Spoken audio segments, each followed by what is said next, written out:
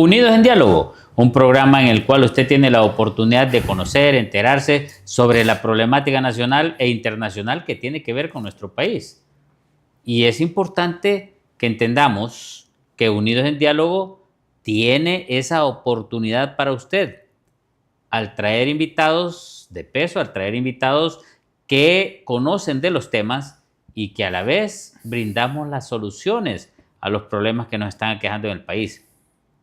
Definitivamente es importante entender lo que las necesidades básicas del ser humano están deterioradas en nuestro país. Y todo esto tiene que ver incluso con el trabajo, con el empleo. Y principalmente el día de mañana que pues estamos hablando de celebraciones, de convivios, de manifestaciones en relación a lo que es el Día del Trabajador hondureño. Y para eso traemos a un invitado especial en el cual analizaremos si realmente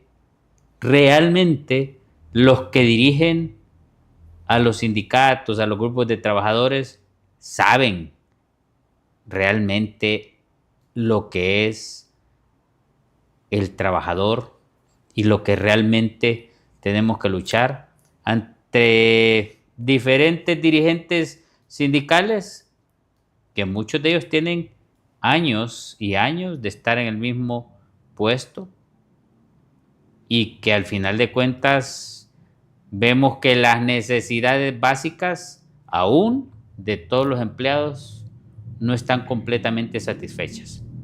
Para abordar de este tema y para hablar del significado real del Día del Trabajador, traemos a nuestro amigo, el doctor Tulio Mariano González. Un placer.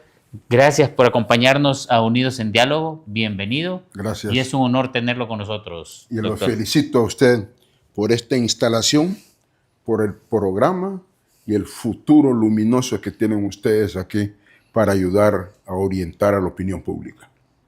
Doctor Tulio Mariano, ¿dónde nació usted y cómo fueron sus estudios? Yo nací en Trujillo, en una familia bastante pobre de campesinos sin tierras. Ahí estudié la escuela primaria y el ciclo común. Después de algún periplo, me trasladé a Comayagua, la Escuela Normal de Varones Centroamérica. Ahí me gradué de maestro. Y luego empecé a trabajar como promotor de la Dirección de Fomento Cooperativo. Por último, producto de las circunstancias que vivió Honduras en la década de los 70, tuve que abandonar el país, irme a estudiar. Acepté una beca en la Universidad de Amistad de los Pueblos Patricio Lumumba de Moscú. Ahí me gradué y aquí estamos sirviendo a la patria y a nuestro pueblo. ¿De qué se graduó en la Patricio Lumumba? Me gradué primero de ingeniero agrónomo, luego máster en ciencias agrícolas y por último saqué un PhD, doctor en ciencias agrícolas con una especialidad en ambiente y desarrollo. Sí, porque es importante entender que esa preparación que usted tiene no es cualquier persona que la tiene en el país, porque usted tiene un título de un PhD en el cual somos pocos en Honduras que contamos con ello por muchas situaciones. Muchas situaciones. E incluso entre los profesionales universitarios, por ejemplo, en el caso mío, que trabajo en la universidad y que estoy en la Facultad de Ciencias Médicas, ahí si vemos 5, 6 o 7, son muchos. Entonces, yo creo que más bien solo somos como 4 con PhD. Entonces, y lo mismo en las diferentes otras carreras de la universidad. Hay algunos en economía, de ahí en otras carreras como antropología, sociología, historia, hay un par. Y hay otras carreras como química, por ejemplo, geología, donde prácticamente no hay PhD. Sí, Y eso es difícil para el avance de un país. Doctor, definitivamente. en relación a lo que hemos estado hablando el día de hoy, de lo que es el significado para un país como el nuestro de una clase trabajadora, de una masa trabajadora, que dicho sea de paso, es poca en relación a la cantidad de hondureños que somos en total. Sí. Tenemos una masa trabajadora porcentualmente débil en todo Centroamérica. Honduras con Guatemala tienen el porcentaje mayor de trabajadores agrícolas que no están industrializados y no han dado ese paso de obrero. También tenemos otra característica aquí, que hace unos 20, 25 años existieron dirigentes del movimiento campesino bastante beligerantes. Fue la famosa UNC y ANACH, eran organizaciones poderosas. Después, en cada congreso de ANACH surgía una nueva organización campesina. Y en cada congreso de UNC surgía una nueva organización campesina. Tenía un registro, cuando llegué al número 12, dejé de registrar más organizaciones campesinas porque algunas tenían nombres muy parecidos, trabajando en los mismos municipios, más que trabajando, vegetando en los mismos municipios y debilitando el movimiento campesino. Así también se ha debilitado el movimiento obrero. La mayor concentración del sindicalismo en Honduras es en las empresas estatales. En Hondutel, Infob, Universidad Autónoma, el SANAA, ENE, ahí está la mayor concentración sindical. Los sindicatos prácticamente abandonaron las fábricas, las maquilas y otros sectores de la economía. Eso creó una burocratización de la dirigencia sindical. Y este análisis no lo hago de afuera, lo hago desde dentro. Yo fui educador del movimiento obrero y del movimiento campesino. Estuve ligado a una central general de trabajadores y durante muchos años colaboré con ellos. Y hay una burocratización terrible. Y lo último que ocurrió fue el ascenso del gobierno de don Manuel Zelaya Rosales al poder, y luego que gobierna él a través de su esposa en este nuevo periodo, y un fenómeno terrible que opaca al movimiento obrero y al movimiento campesino. Es la cooptación de los dirigentes. Son dirigentes que hoy tienen el reto y mañana, 1 de mayo, van a demostrar si han tomado la decisión de dar un paso por la recuperación sindical o van a seguir en la claudicación sindical como dirigentes. ¿Recuperación o claudicación? Es un reto que ellos tienen porque en los últimos 1 de mayo los dirigentes obreros han sido desplazados de las plazas públicas por activistas políticos. Y eso no ayuda a nadie. Eso destruye el movimiento obrero porque hay una politización exagerada. Pero más que politización, es una partidización. Es decir, no hay formación política. Lo que hay es compromiso partidario. Porque una cosa es la politización, otra cosa es la partidización. Entonces, lo que hay es partidización de la dirigencia sindical por canonjías, por ventajas, por viajes y otras clases de privilegios en detrimento de las grandes masas de trabajadores. Un último comentario sobre este particular para que usted puede intervenir con sus preguntas, con sus agregados y con su talento, enriquecer el análisis. El porcentaje de trabajadores en el seguro social se estancó. Eso demuestra la falta de desarrollo económico de la superestructura hondureña. Y en segundo lugar, el servicio del seguro social se ha limitado tanto que la mayoría de los trabajadores no tienen acceso a la seguridad social. Y los trabajadores nuevos, peor todavía para tener acceso. Y ninguno de los políticos semimediocres que tenemos en Honduras, que aspiran a la presidencia de la República, tienen un planteamiento de la seguridad social universal. Desde el momento que usted vende su fuerza de trabajo o como emprendedor emprende algo para vender, usted tiene derecho a una seguridad social universal. Usted puede aportar y eso le beneficia. Pero aquí la seguridad social sigue siendo un privilegio y su desorden interno se manifiesta con el magisterio. Los maestros, al jubilarse después de 65 años de edad, pierden su afiliación al Seguro Social cuando más lo necesitan. Ese desastre tiene que arreglarse. Yo, al estarlo escuchando, realmente me preocupa y le voy a decir por qué.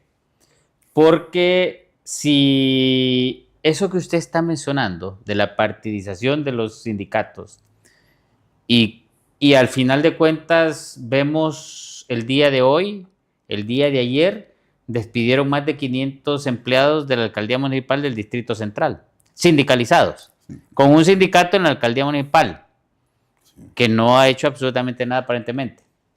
En la empresa nacional de energía eléctrica, gran cantidad de despidos en los cuales tampoco el sindicato ha hecho nada. Sí.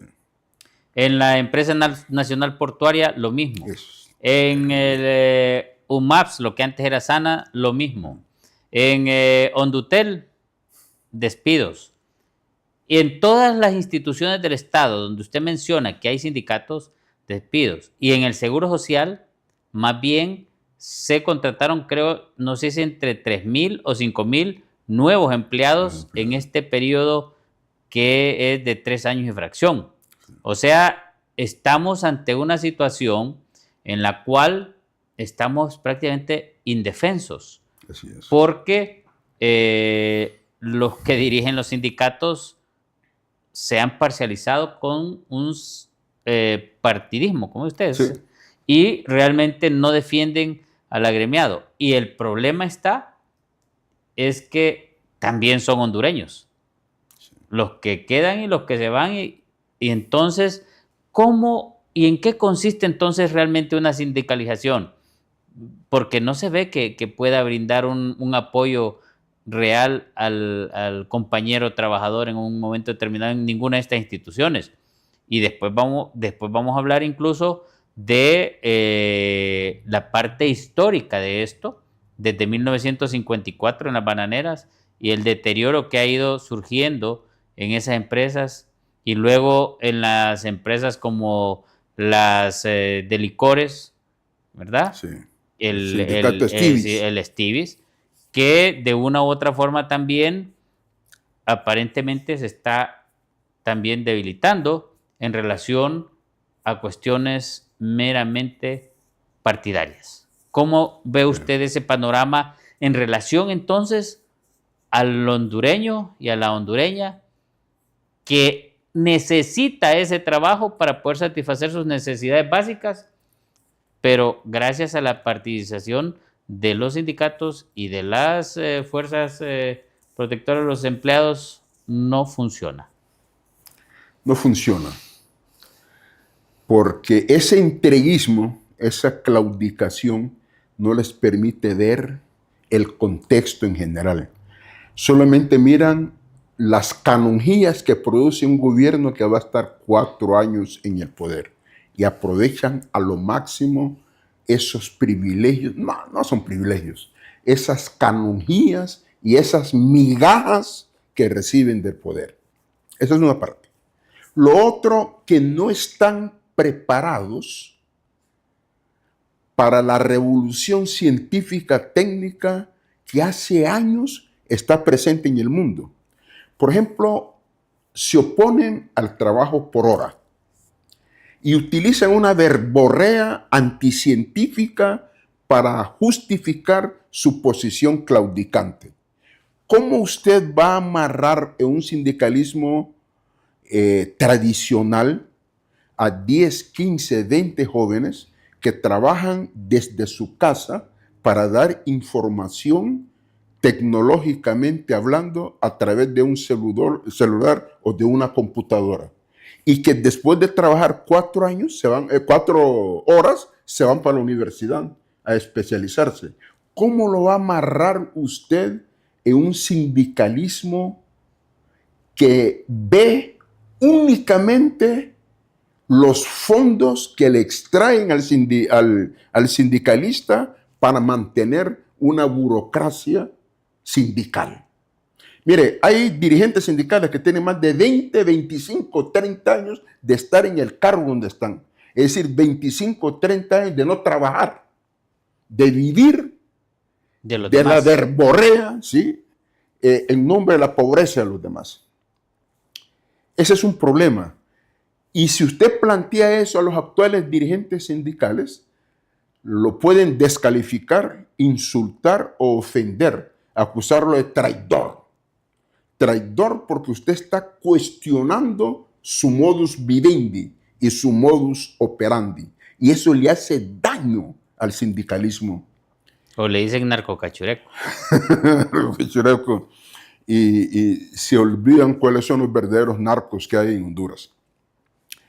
Entonces, esta situación, por ejemplo, las grandes universidades obreras que había en Argentina, en Venezuela, aquí en San José, Costa Rica, habían centros de capacitación obrera muy beligerantes de alta calidad, y en República Dominicana también. Ahora no.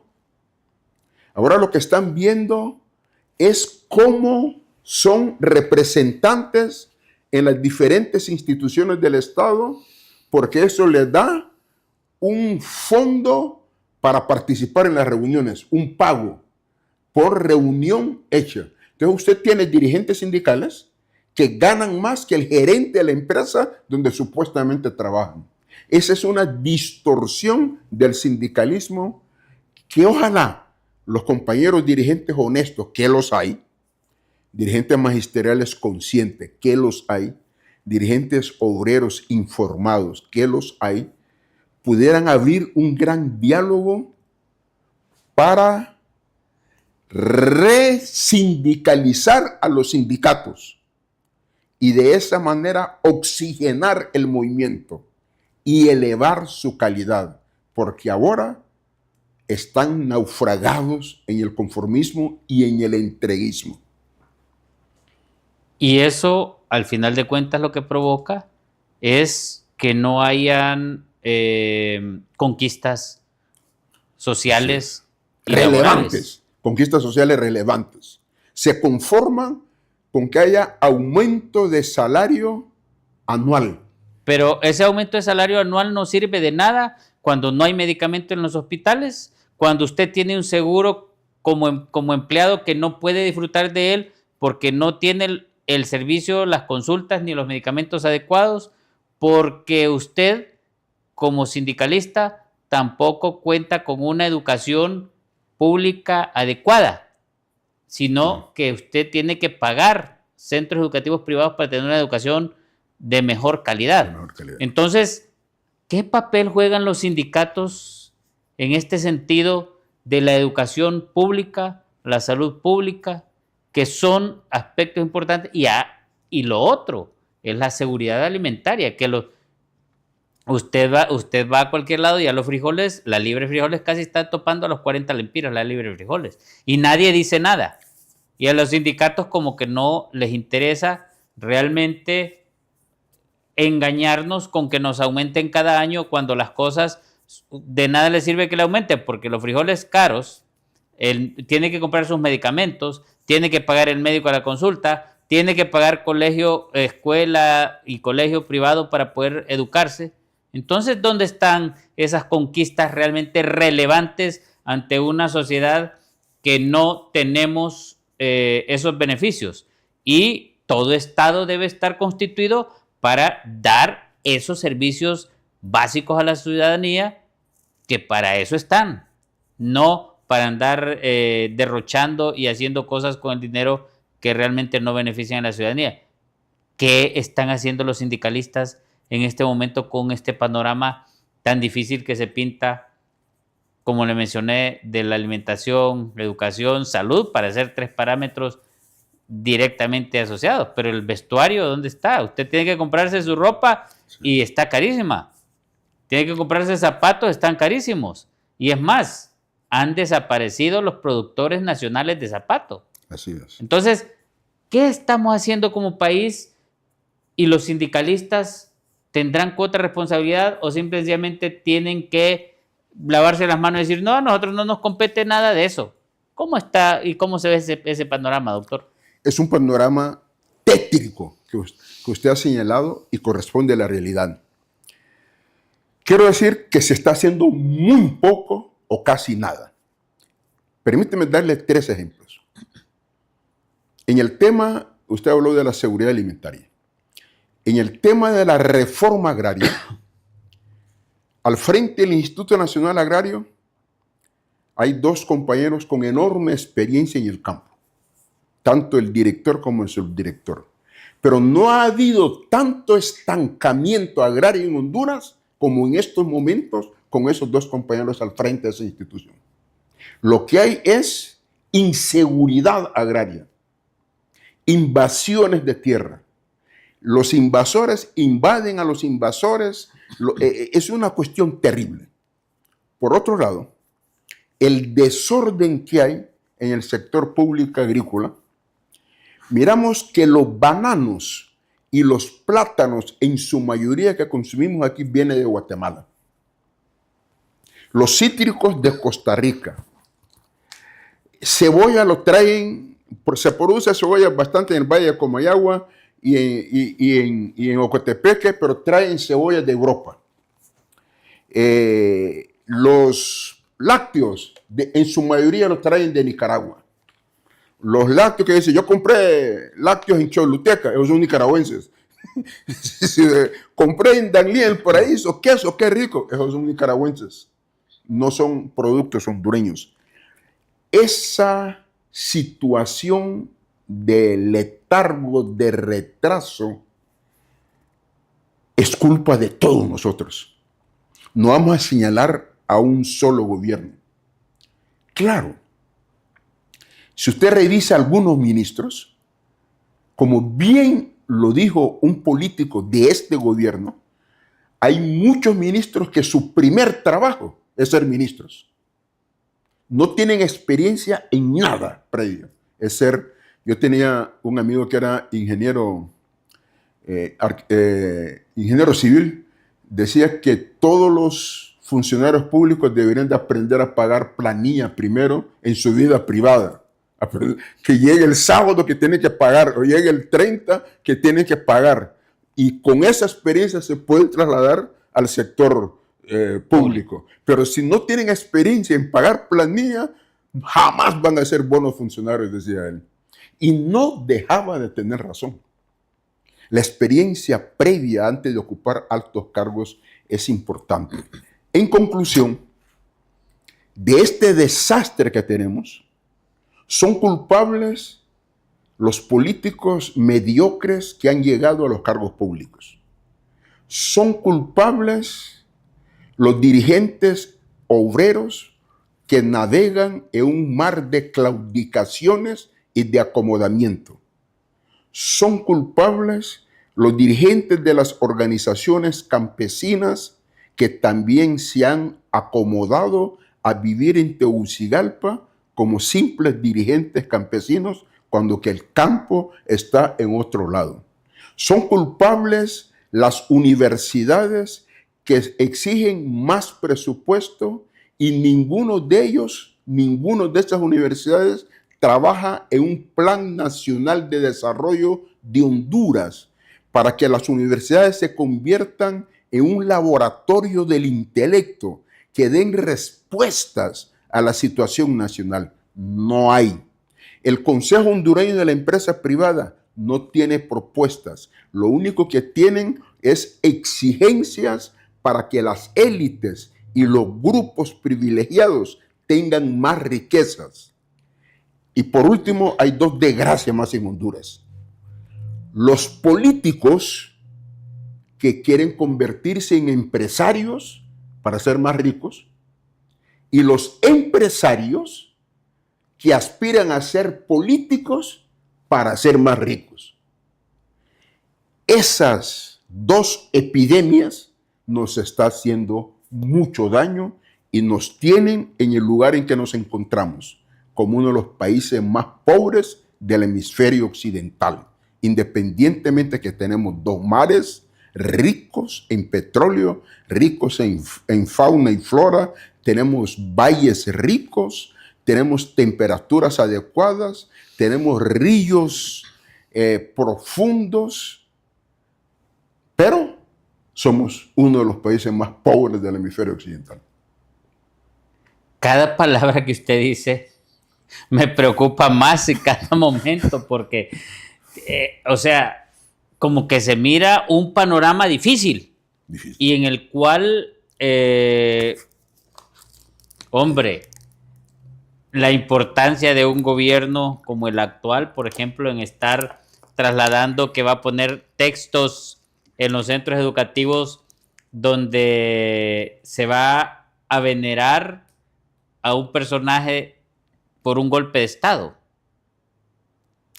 Puro narcisismo y la claudicación de los intelectuales, porque los intelectuales son los que están haciendo este trabajo, están vendiendo su poquita inteligencia a un político que está enamorado de sí mismo y lo quieren poner a la altura de Francisco Morazán.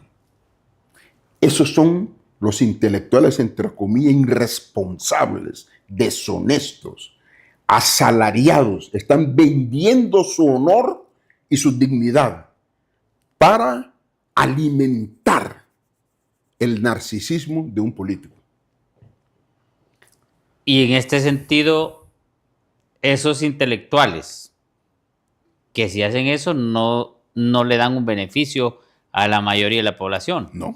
Ajá. Y al otro lado, los dirigentes sindicales que no les cae el 20, no entienden, no han razonado la responsabilidad que tienen en sus manos y en sus mentes para poder sacar al país adelante y no solo estar pensando más bien en cuestiones meramente partidarias y filosóficas o ideológicas que ya no tienen cabida en el siglo presente. Esa es una realidad. Yo me voy a atrever a dar un ejemplo del hundimiento de Honduras. Del hundimiento de Honduras. En una oportunidad, Jorge Hueso Arias, que en paz descanse, uno de los hombres más talentuosos y uno de los empresarios más responsables que ha tenido Honduras. A Jorge Hueso Arias usted le puede encontrar defectos, como defectos tenemos todos. Pero tiene méritos grandes e inconmensurables que lo dignifican y lo colocan por encima de miles y miles y miles de ciudadanos que hay en Honduras. El pueblo hondureño no votó por Jorge Hueso Arias. Incluso más de la mitad de los militantes del Partido Liberal no votaron por él. Perdieron uno de los mejores. Perdieron exactamente, doctor. Perdieron uno de los mejores hombres que hubieran contribuido con el desarrollo de Honduras. Y me parece que en esta última elección perdieron a una mujer, Sí, que una mujer realmente pudo lograr ese cambio que el Partido Liberal necesitaba. Maribel Espinosa. Maribel Espinosa. Me parece que esa es la segunda pérdida que el Partido Liberal va a experimentar en la historia. Y vamos a quedar con ese sinsabor, como se quedó con Jorge Hueso Arias. Y lo mismo va a ser con Maribel Espinosa, que no la supieron aprovechar. Nos vamos a ir a una pausa, doctor, en Unidos en Diálogo, y después, al retornar, queremos profundizar realmente esa situación de la responsabilidad que tienen los actuales dirigentes sindicales en relación al desarrollo y progreso de nuestro querido país Honduras. Vamos a la pausa en Unidos en Diálogo, ya retornamos. Unidos en Diálogo, un programa en el cual usted tiene la oportunidad de enterarse, conocer, saborear la problemática nacional, pero a la vez, a través del diálogo, buscar las mejores soluciones.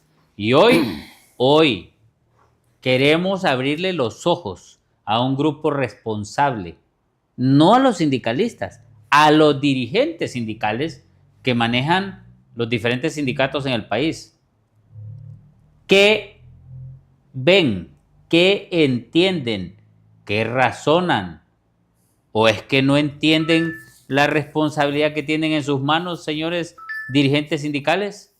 Para eso estamos aquí hoy con el doctor Tulio Mariano González, quien nos está diciendo esa cuota de responsabilidad o de irresponsabilidad en la que han caído los dirigentes sindicales, al no importarles que en este momento los frijoles están casi a 40 lempiras la libra, que no hay medicamento en los hospitales, que no hay insumos médicos quirúrgicos para realizar cirugías en hospitales, que no tenemos una educación a nivel de desarrollar un país.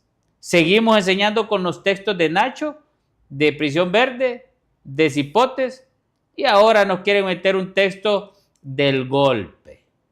¡Qué bien!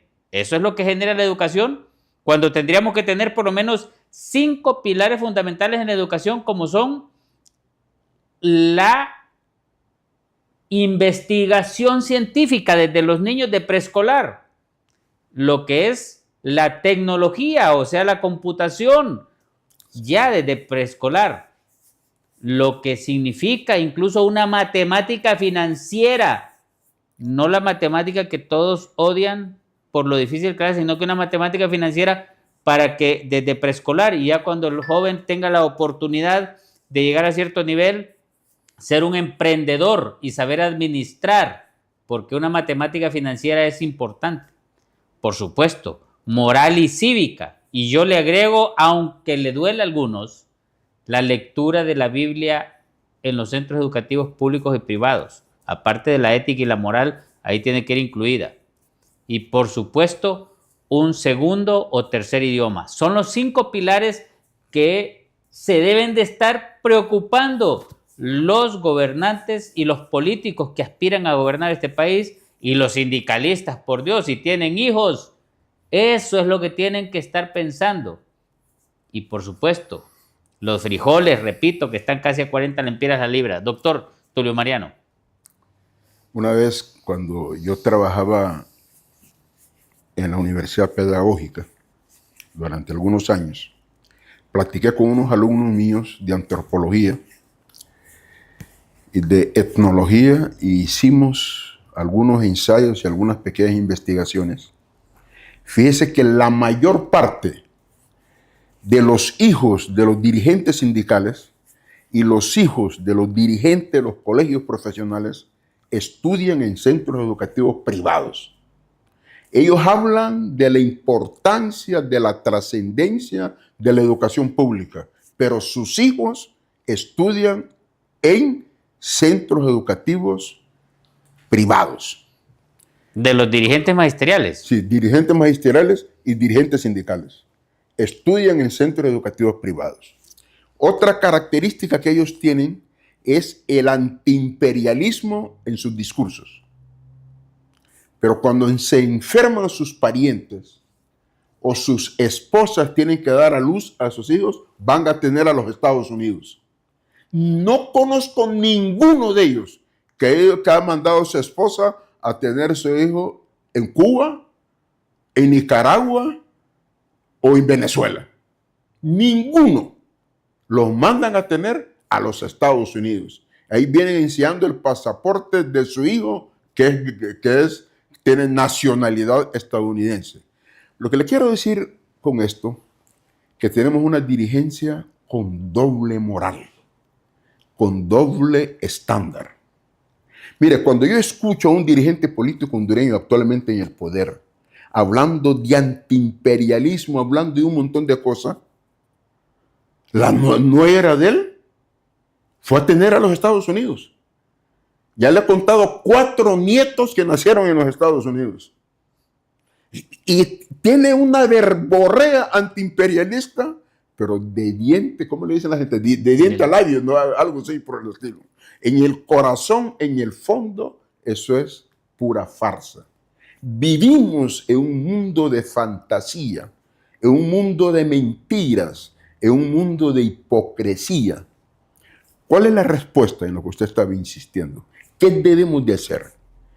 ¿Qué deben de hacer los dirigentes? ¿Qué deben de hacer los actores sociales? Usted mira a unos dirigentes de los derechos humanos de mujeres.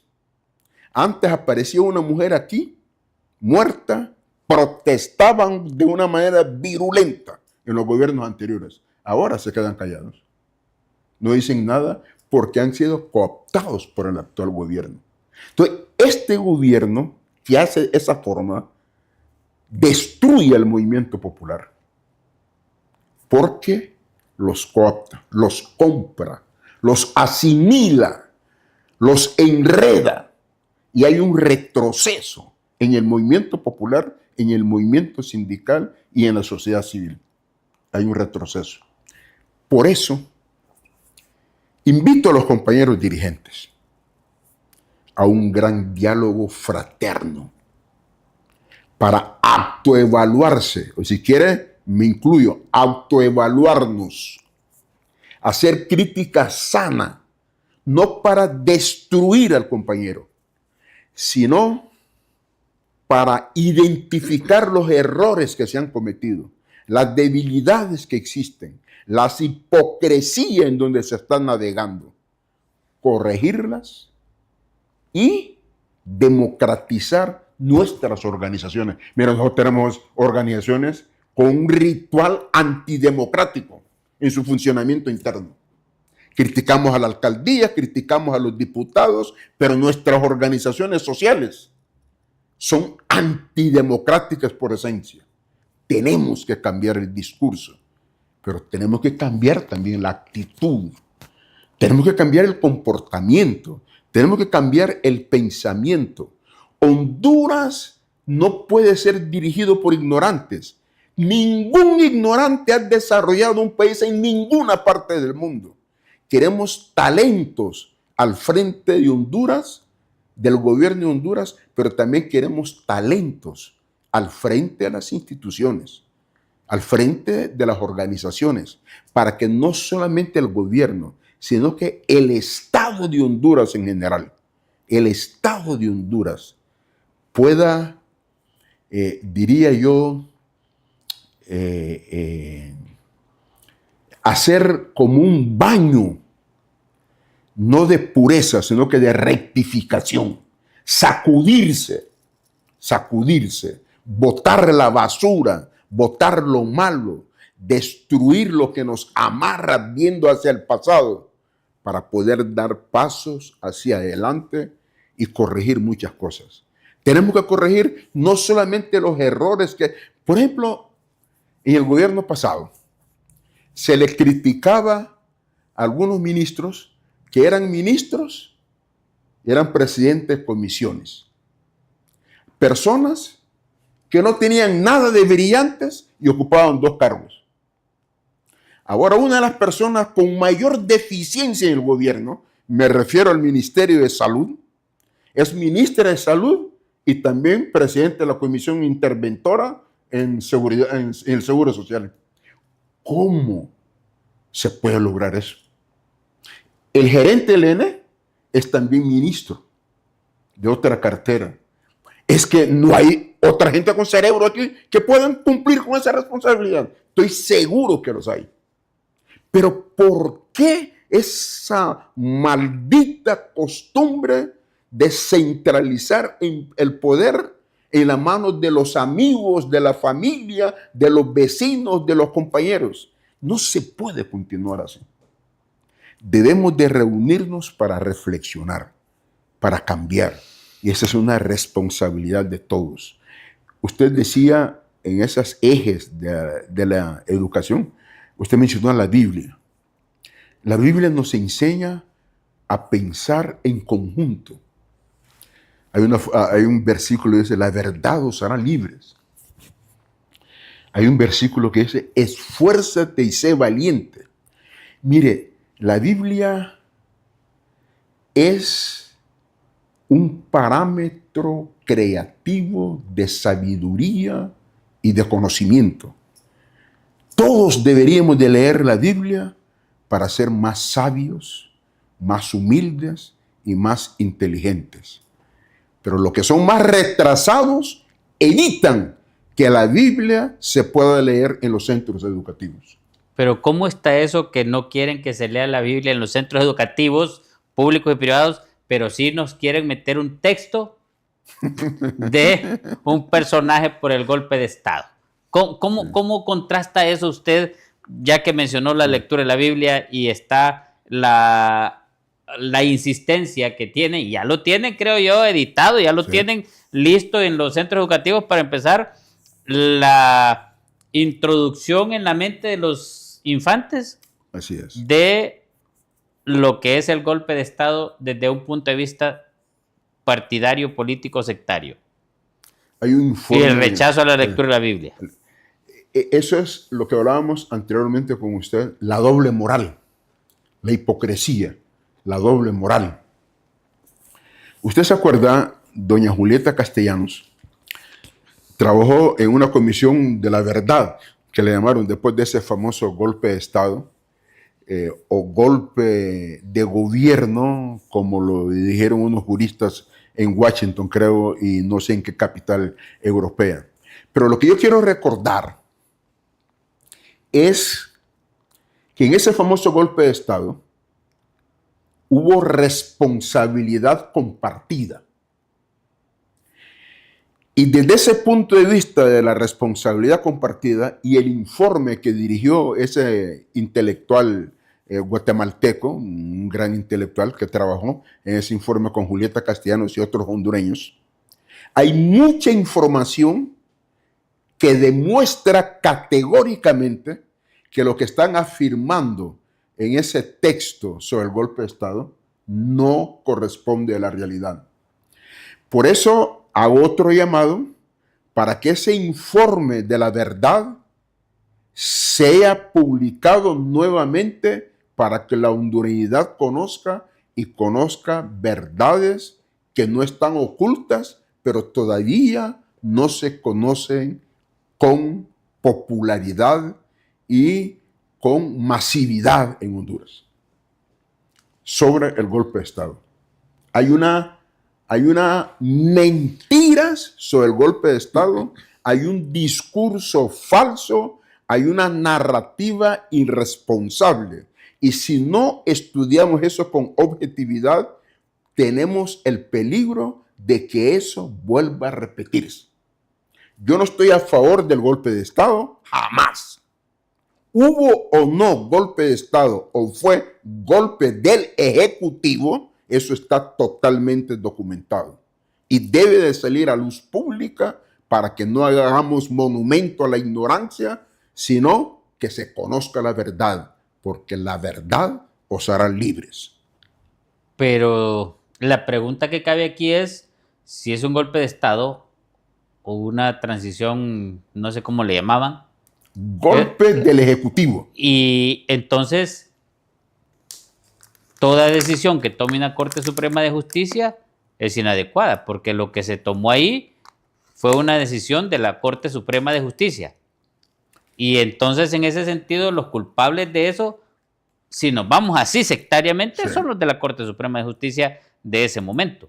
Entonces, y esto nos trae un panorama un poco más difícil al país, porque lo que están queriendo introducir en la mente de la niñez y de los seres humanos en el país es continuar con la división de las familias, con la destrucción de las familias, con la destrucción de la sociedad, porque o sos golpista, o sos ñángara, o sos narco azul, etcétera. O sea, una división tan, no quiero decir la palabra, pero bueno, una división que lo que nos trae es permanente subdesarrollo e incumplimiento de las necesidades básicas que están en este momento insatisfechas en la generalidad de la población. Sí. Eso es lo que nos trae una permanente división y un permanente sectarismo y partidismo, como lo mencionó usted en su momento. Y esa división, confrontación, insultos y manipulación de la verdad, hay comerciantes que viven de eso. Se han enriquecido, se han apoderado de las instituciones, utilizando la mentira, la manipulación, la doble moral, la falsificación de los hechos y la descalificación de los adversarios. Es un negocio rentable para ellos. Por eso están escribiendo libros. Por eso quieren elevar a pecadores inmortales arriba de Francisco Morazán. Porque eso le es rentable. Y muchas universidades, ¿qué dicen al respecto? Nada. Se han acomodado. Y algunos intelectuales que se llenan la boca hablando, ¿qué dicen al respecto? Están callados. Saben que eso es incorrecto, pero están callados. Y si le ofrecen a ellos escribir un libro al respecto y le pagan, no tenga usted ni la menor duda que lo van a hacer. Eso es aquí había un hondureño que le encantaba utilizar una palabra, mercachifles, se decía él. No, yo creo que eso no está en el diccionario. Pues aquí hay un montón de mercachifles. Están acostumbrados a mercadear con todo, con la dignidad, con el honor, con todo están dispuestos esos mercachifles a convertir en mercancía la dignidad de las personas. Bueno, de tal forma que no sé si estará la información en algún lugar, si ya van más de 3,5 millones, 4 millones o 5 millones por la cabeza del general Romeo Vázquez Velázquez, al que se le achaca el famoso golpe de Estado. Se le achaca el famoso golpe de Estado y la muerte lamentable de Obed.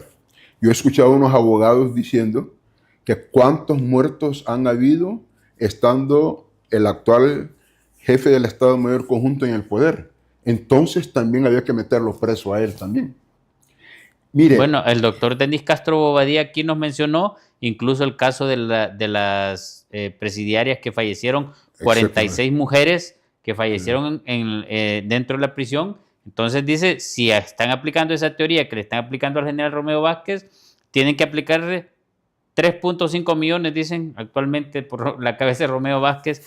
Y entonces, si hay con esa teoría que le aplican a Romeo Vázquez, dice el doctor Denis Castro Bobadilla, entonces hay que aplicarle lo mismo al que estaba en ese momento en la cárcel de mujeres, al jefe de él, al jefe del ejército, porque está en manos del ejército, y entonces al jefe, o sea, al comandante general de las Fuerzas Armadas, que ¿quién es? El que preside un país, conforme a la ley. Conforme a la ley. Entonces, si le aplican esa teoría a Romeo Vázquez Velázquez, en el próximo gobierno les van a aplicar esa teoría a estos mismos. Ese es el antecedente peligroso. Están haciendo jurisprudencia. Pero Honduras no puede estar en esto cada 4 años. No puede, porque esa es una pérdida de tiempo, pérdida de recursos y crear zozobra, alarma, inquietudes, miedo. Aquí hay gente que vive también del miedo. Por eso, mentes sensatas, lástima que ya murió este médico. ¿Cómo se llama este médico? Creo que fue en su periodo que se construyó el Hospital Escuela del Materno Infantil. Fue dirigente del PINU, fue también precandidato presidencial. El hijo del creador del mapa de Honduras, el doctor Aguilar Cerrato. Aguilar Cerrato. Hijo de Enrique Aguilar Paz. Hijo de Enrique Aguilar Paz. Entonces, el doctor buenísimo, Aguilar Cerrato, yo quisiera encontrar, y yo sé que hay, unos 10 hondureños del perfil del doctor Aguilar Cerrato. Del perfil del doctor Aguilar Cerrato. Unos 10 hondureños. Para que con su autoridad moral, su amor a Honduras, su conocimiento y su experiencia, pudieran convocar a un gran diálogo nacional para sacudirnos y evitar la montaña de tonterías que estamos cometiendo en Honduras, haciéndole daño a las presentes y futuras generaciones.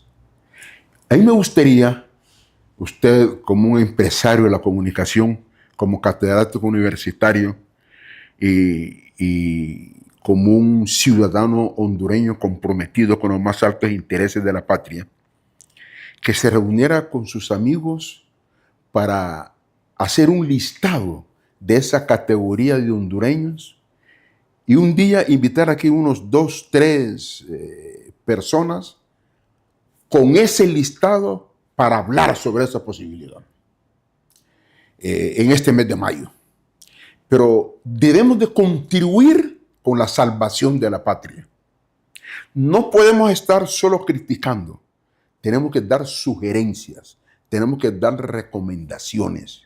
Y es necesario, porque hay personas que son capaces de enriquecer sus bienes en medio del desorden. Hay personas que viven del desorden, fomentan el desorden y le hacen daño a Honduras y su riqueza se fortalece.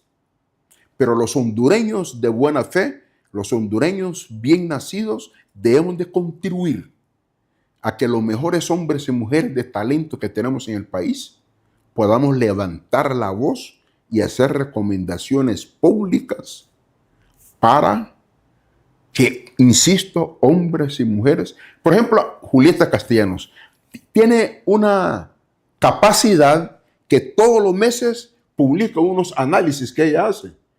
Cualquiera puede estar en contra o a favor de doña Julieta Castellanos, pero esos análisis me parece que son útiles para meditar. No quiero mencionar nombres de personas como el doctor Cerrato que hemos mencionado, pero yo estoy seguro que hace rato incluso fue candidato presidencial del PINO y no le quiso dar la oportunidad al pueblo hondureño. Sí. Otro hombre excelente que perdió Honduras. Y no votaron por él por una simple y sencilla razón, porque era un hombre muy bueno y muy honesto. Por eso no votaron por él. Y debemos de analizar qué pasa, por qué. ¿Cuál es la razón psicológica y sociológica de eso? ¿Cuál es la razón? Sí. Porque estamos hablando prácticamente de 3 personajes a los cuales una está viva todavía y que el pueblo hondureño no la favoreció. Y en ese caso el Partido Liberal no la favoreció, como Maribel Espinosa, que tiene más o menos ese talante y ese talento. Sí. Y no otros que no tienen ni talante ni talento para estar donde están. Y ahí están. ¿Verdad? Entonces habría que hacer un análisis, como dice usted, de la psicológico psiquis, y sociológico. De la psiquis social en Honduras. Al final de cuentas nos perjudica a todos las malas decisiones de algunos personajes. Y definitivamente, como usted dice, pues más bien yo le tiro la pelota a usted, de que conjuntamente busquemos esas 10 o 15 personas que usted menciona y los empecemos a visitar y les empecemos a insistir de que por el país debemos dialogar, unirnos y dar soluciones a los problemas que nos están aquejando y que nos traen con mayor posibilidad de que Honduras vaya a la profundidad de la cual va a ser imposible casi salir en un momento determinado. Sí. ¿Cómo ve usted entonces esa situación? No, yo lo apoyo, yo lo acompaño, porque es necesario, es necesario. Mire, el tiempo se nos agota. Esta generación es una generación en su mayoría perversa que ha hecho los mayores daños en Honduras y lo sigue haciendo y se preparan para seguir haciendo daño. Y debemos de hacer un alto. ¿Y cómo lo podemos hacer? No todos tenemos poder económico para lograrlo, pero podemos tener opinión. Y eso vale. Y es necesario hacerlo. Mire, es que ese es otro riesgo que se corre. Porque, por ejemplo, a usted y a mí nos van a descalificar porque nos van a decir narcocachurecos. O nos van a decir, qué sé yo. Y entonces el otro le va a decir al otro narcoñángara. O el otro le va a decir narcoliberal. O sea, eso es lo que en este preciso momento se está dando en un país, dividiendo cada día más, segmentando cada día más a la sociedad y a las familias. Y eso, repito, lo que trae nada más es un rotundo fracaso a la sociedad hondureña. Y profundizar la necesidad básica de cada ciudadano, de tal forma que no va a poder tener ni sus alimentos, porque no va a tener empleo, porque no va a tener educación y mucho peor la oportunidad de resolver un problema de salud. Y no digamos la felicidad, que es otro de las necesidades básicas que están insatisfechas. Usted encuentra a la mayoría de gente amargada, triste y con desesperanza. Hablando de felicidad, un término que usted estaba utilizando, una vez me encontré en una conferencia en Washington con el ministro de Felicidad de Ecuador. Me llamó la atención, el ministro de la Felicidad. Es una situación muy especial, pero después nombraron otro ministro de Felicidad en Bolivia. Creo que en 3 países había ministro de Felicidad.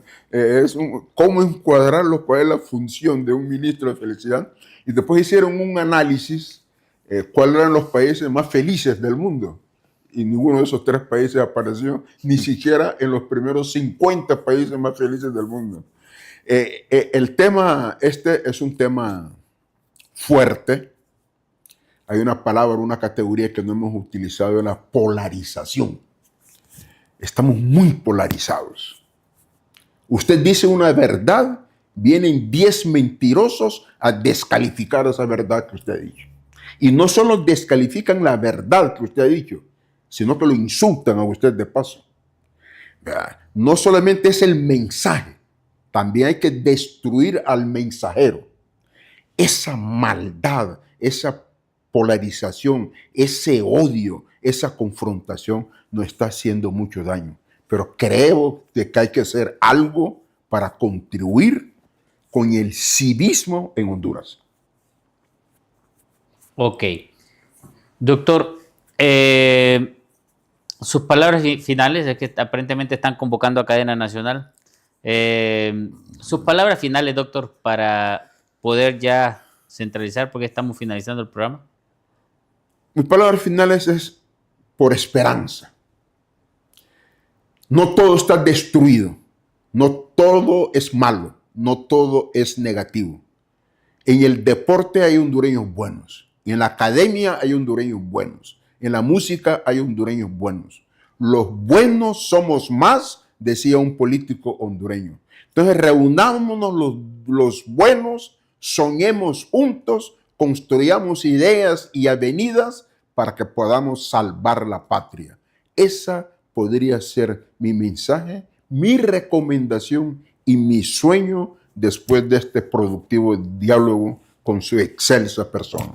Muchas gracias, doctor Tulio Mariano. Yo le quiero comentar a usted lo que para nosotros significa Unidos en Diálogo. Porque aquí creemos firmemente que el diálogo sincero y la participación ciudadana son las herramientas clave para construir un futuro más justo y próspero para todos y cada uno de nosotros los hondureños. Hasta el siguiente programa, Unidos en Diálogo.